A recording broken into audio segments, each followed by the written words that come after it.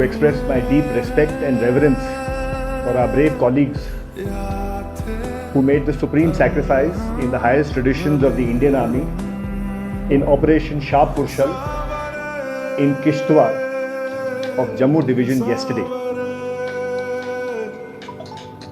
We deeply respect their sacrifice, which shall continue to inspire us to render selfless service to our great nation.